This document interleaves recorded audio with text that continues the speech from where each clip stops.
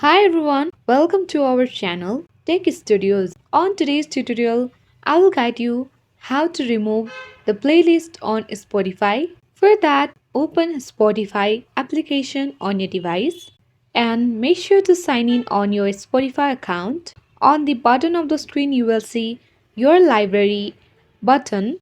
Click on your library. This will take you to the your library page where on the screen you can see that I have two playlists. You need to just tap and hold any playlist you want to remove, and on this box you can see the delete playlist option. Tap on delete playlist, and if you are sure that you want to delete your playlist, then tap on delete.